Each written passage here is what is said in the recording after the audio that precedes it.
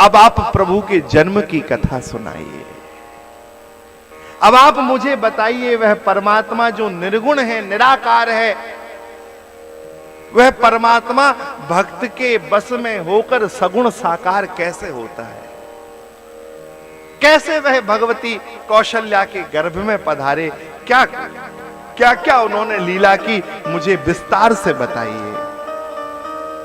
भगवान ने कहा, देवी, भगवान के अवतार के बहुत हेतु हैं, लेकिन ये नहीं कहा जा सकता कि केवल यही एकमात्र हेतु है। इद मिथ्यम कही जाए न सोई।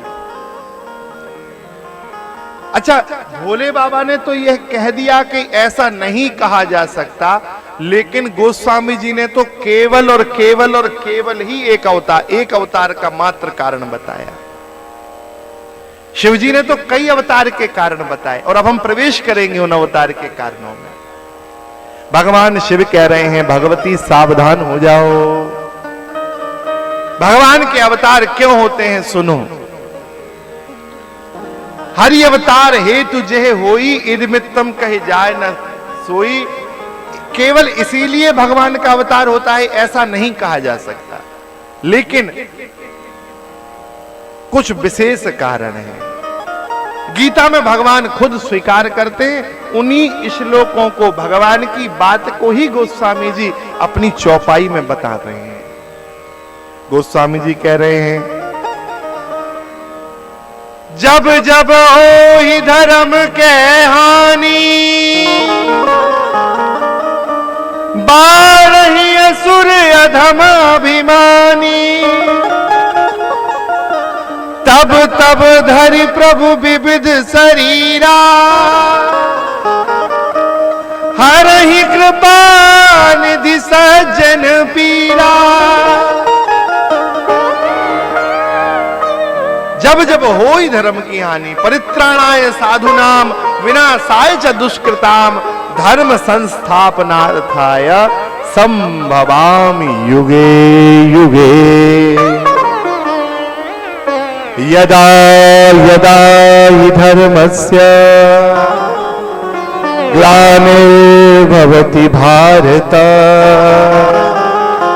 अभ्युत्थानमधर्मस्य तदात्मानं सृजाम्यहम्।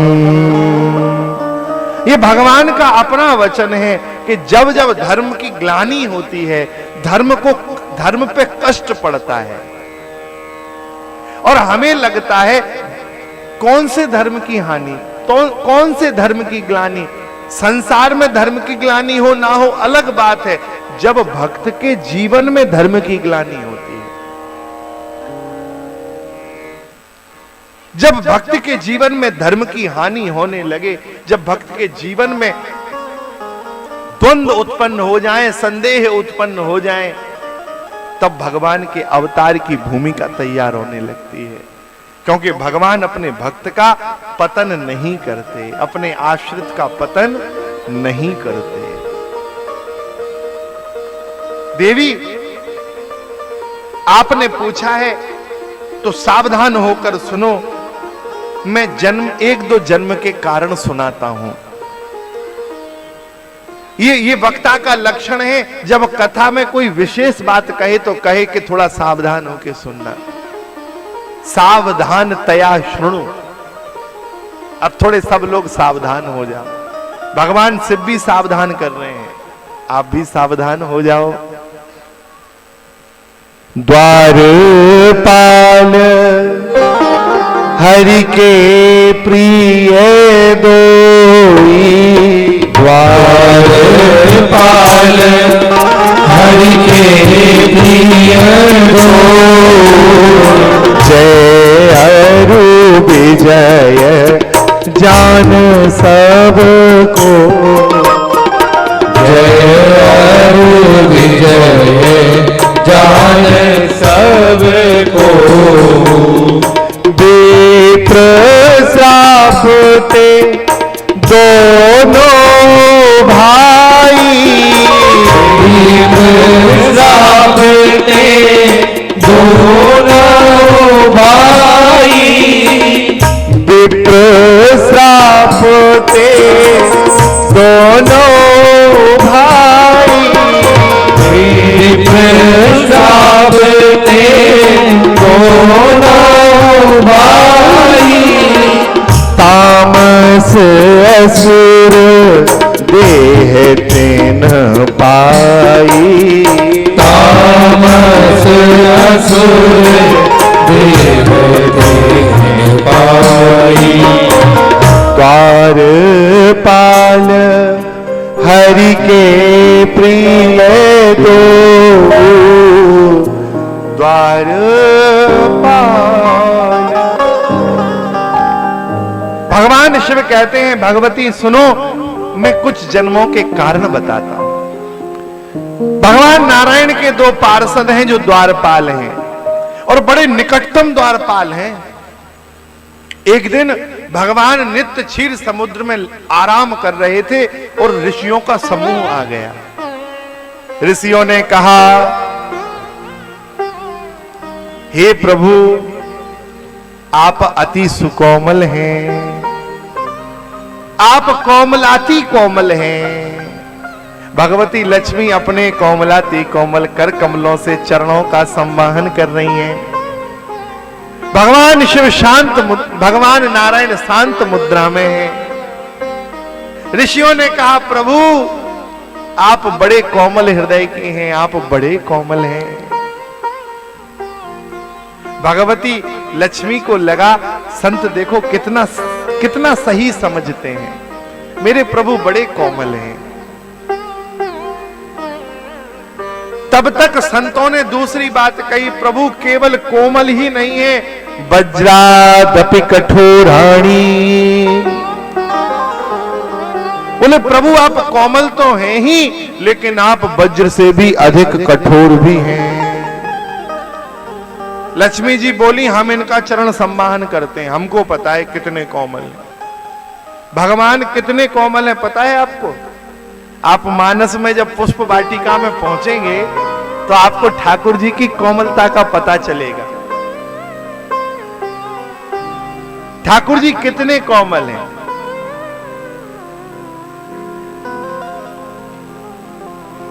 वहां पुष्प वाटिका में भगवान की जो छवि का दर्शन किया है ना जानकी जी ने, ऐसी जानकी जी ने छवि का दर्शन किया कि पूरी रामायण उसी का ताना देती नहीं, उसी को बहाना बनाती नहीं। जहां जहां भगवान ने कोई बात कही तो भगवान को चुप कर दिया, वही उदाहरण देकर।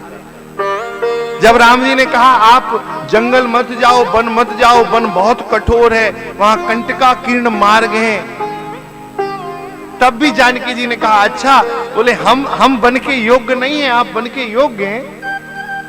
हम कोमल हैं, आप कठोर हैं। आपकी कठोरता देख ली हमने जनकपुर में, कितनी कठोरता है। बोले आप हाथ में फूलों का दौना लिए हैं और आपके माथे से पसीना आ रहा है, आप फूल उठाने में आपको पसीना आ जाए। आपकी कठोरता सब भली भांति परिचित है।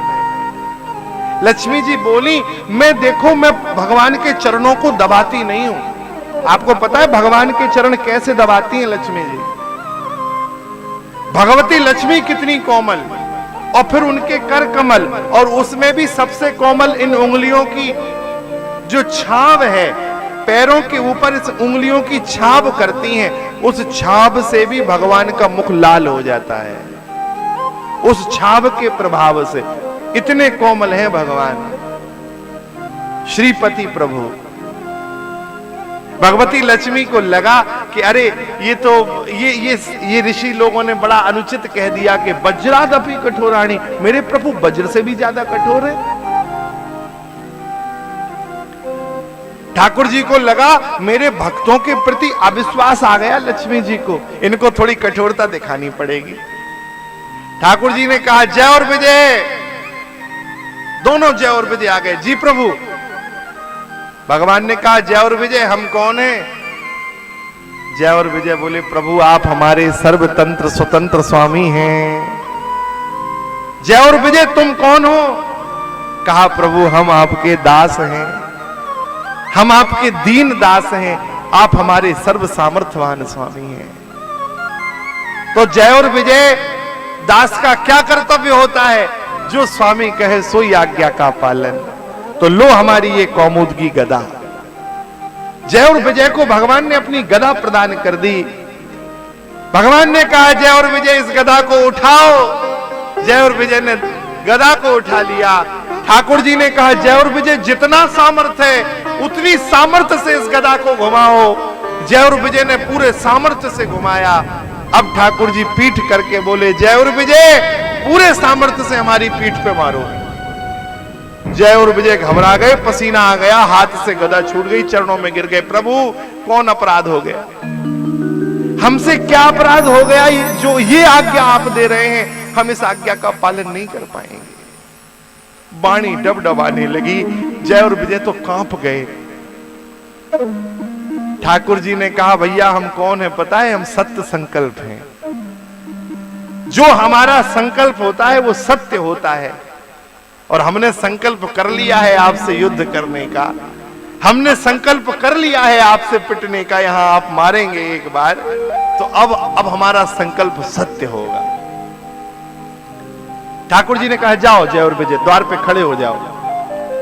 और आज भगवान ने अपने चरणों में चढ़ी तुलसी की मकरंद की सुगंध को ऐसा प्रवाहित किया, ऐसी भगवान की चरण तुलसी की मकरंद की सुगंध फैली कि महाराज सनकादिक जहां तपस्या कर रहे थे उनकी नासिका प्रवर से वह वायु निकल गई और तपस्या तो छूट गई और सनकादिकों को भगवत दर्शन की उत्कट उत्कंठा हृदय में व्याप गई। कैसे भगवान के दर्शन हो, व्याकुलता आ गई। चारों भाई चल दिए सीधे बैकुंठ की ओर। अभी जा रहे हैं व्याकुलता में और वहीं जय और विजय ने रोक दिया। जय और विजय ने रोका सनकादिकों को। सनकादिकों ने कहा अभी बीच में मत आओ, हम बहुत व्याकुल हैं, भगवान का दर्शन करना चाहते हैं। जय और विजय ने कहा प्रभु विश्राम कर रहे हैं, हमें आज्ञा दी है कोई भी आए हमको रोकना है। व्याकुलता के कारण दर्शन की उत्कंठ लालसा थी, सनकादिकों ने श्राप दे दिया। बोले राक्षसी वृत्ति का काम करते हो, दैत्य वृत्ति बुद्धि का काम करते हो, भगवान से मिलने से रोकते हो। अरे भगवान के पार्षद हो, पार्षदों को चाहिए कि और कोई दीनहीन ब्राह्मण वैष्णव यदि कोई सन्मुख जाए तो तुरंत पकड़ के भगवान के पास ले जाए। ये तो भगवान के प्रेमियों का गुण होता है। तुम रोकते हो भगवान के दर्शन से, ये राक्षसी वृत्ति है। जाओ श्राप देता हूं, 3 जन्मों तक राक्षस हो जाओ। महाराज ये द्वार पे घटना घट गई। सनकादिक आ रहे थे अंदर, भगवान पहले ही द्वार पे पहुंच गए। ठाकुर जी ने कहा सनकादिकों ये मेरे सेवक हैं, ये मेरे हैं, इनसे अपराध हो गया। मैं तो ब्राह्मणों का बहुत सम्मान करता हूं, बहुत प्रेम करता हूं, लेकिन ये मेरे सेवक हैं, इन्हें श्राप हुआ है। वैसे स्वामी का अपराध अधिक होता है सेवक के अपराध से, तो दंड भी स्वामी को अधिक मिलना चाहिए। तो मैं दुगना दंड लूंगा, इनसे अधिक दंड लूंगा। यदि इनके 3 जन्म होंगे तो मैं 4 जन्म लूंगा। सनकादिक तो कांपने लगे। सनकादिकों ने कहा प्रभु ये हमने क्या कर दिया, हम तो आपके दर्शनों की अभिलाषा में आए थे प्रभु। ठाकुर जी बोले सनकादिकों ये सब मेरी ही माया से रचा हुआ खेल है। मैंने ही तुम्हें यहां उस लालसा की डोर से बांध के बुलाया था। कारण कहा मुझे लक्ष्मी जी को कठोरता दिखानी थी। भगवती लक्ष्मी बोली प्रभु तो हमारे ही कारण ये सब लीला हुई। तो भगवती लक्ष्मी बोली प्रभु फिर इनके उद्धार के लिए एक बार हम कारण बनेंगे। सनकादिक बोले प्रभु आप 4 बार अवतार लेंगे तो इनके 3 जन्म का जो हमने श्राप दिया है उन तीनों जन्मों में हम कारण बन के आएंगे। तीनों जन्मों में हम कारण बनेंगे। और सनकादिक तीनों जन्मों में कारण बने। सनकादिकों ने तीनों जन्मों में अवतार लिया है। इनके 3 अवतार हुए, हिरण्याक्ष और हिरण्यकश्यपु बने। हिरण्याक्ष को मारने के लिए तो भगवान 12 पधारे, लेकिन जब हिरण्यकश्यपु बना तो हिरण्यकश्यपु के लिए जब भगवान नरसिंह पधारे तो सनकादिक प्रहलाद के रूप में प्रकट हुए। श्री प्रहलाद जी सनकादिकों के अवतार हैं।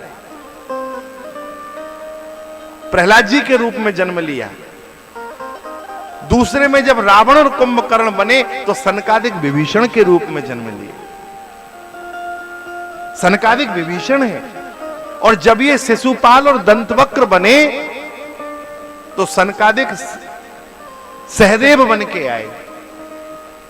आप पढ़िए महाभारत का वह प्रसंग जब युधिष्ठिर को राज्य गादी पे अभिषेक कर रहे हैं, चक्र वो सभा लगी है और उस सभा में प्रथम पूजन किसकी हो, इसका पहला प्रस्ताव सहदेव ने रखा है। सहदेव ने, जरासंध का पुत्र था, सहदेव बन के आए सनकादिक। और फिर वो शिशुपाल आया और फिर शिशुपाल का कल्याण हुआ। इसी बात पे विवाद हुआ फिर कि भगवान की प्रथम पूजन कैसे हो रही है। और फिर भगवान को उसने बहुत अपशब्द कहे, 100 से ऊपर जैसे ही गालियां गई, भगवान ने कल्याण कर दिया। भगवान ने कहा पार्षदों दुखी मत रहो। जय और विजय तो बड़े दुखी हो गए, प्रभु हमको नीचे जाना पड़ेगा, धरा पे जाना पड़ेगा। भगवान ने कहा चिंता मत करो, ये सब हमारी इच्छा से हुआ है। तो सनकादिक बोले प्रभु यदि आपकी इच्छा से हुआ है तो फिर आपकी राजी में हमारी राजी है। हमने तो प्रभु आपकी राजी में राजी कर ली। और वैसे भी देखना, भगवान की राजी में राजी रखोगे तो फायदे में रहोगे।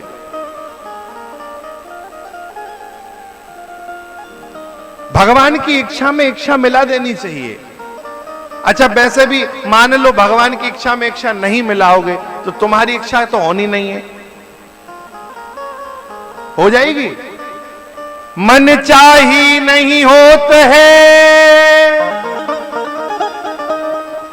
मन की चाह तो पूरी होती नहीं, लेकिन हरि चाही तत्काल। और भगवान चाहे तो तुरंत हो। नर्मदा में एक बार एक संत थे। नर्मदा का पाट बड़ा है, चौड़ाई बहुत है। संत को नर्मदा के इस पार से उस पार जाना था। एक नाव में संत बैठ गए, साथ में 5, 10, 15 सेठ लोग भी बैठ गए। अब महाराज नर्मदा पार करने जाने ही वाले थे कि बीच नाव नदी में पहुंची और नाव में पानी भराने लगा। और नाव में पानी भराए महाराज तो अब सब घबराए कि अब डूबी। सारे लोग पसीना पसीना हो गए, घबरा गए। ये बाबा प्रसन्न हो गए। साधु के पास कमंडल होता है, आप लोगों ने देखा होगा।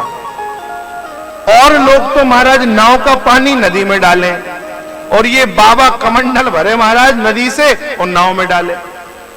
तो सारे लोग बोले बाबा पागल हो गए क्या? यदि 1 घंटा बाद मरेंगे तो तुम तो अभी मार दोगे, अभी डूब जाएगी नाव। और हम लोग इतना पानी बाहर नहीं कर पाते जितना तुम्हारा ये कमंडल भर देता है। क्या हो गया? अरे बोले भाई हमने भगवान की इच्छा में इच्छा मिला दी। भगवान की इच्छा है कि ये नाव डूबे, तो हम चाहते हैं कि फिर भगवान की इच्छा है डुबाने की, तो फिर जल्दी ही डूबे। तो हमने तो भगवान की इच्छा में इच्छा मिला दी और दोबारा कमंडल भरा, दोबारा पानी डाल दिया। लोगों को लगा भाई ये बाबा रहेगा यदि इस नाव में तो ये हमको जीने नहीं देगा। सारे लोगों ने महाराज बाबा को उठाया, 4-8 ने हाथ पकड़े, 4-8 ने पैर पकड़े और घुमा के फेंक दिया नदी में। अच्छा जहां नदी में फेंका वहां टीला था, सो बाबा तो कमर कमर पानी में जाके खड़े हो गए। लेकिन जितनी देर में बाबा को उठाया, घुमाया, पटका, उतनी देर में नाव उलट गई और वो सब मर गए।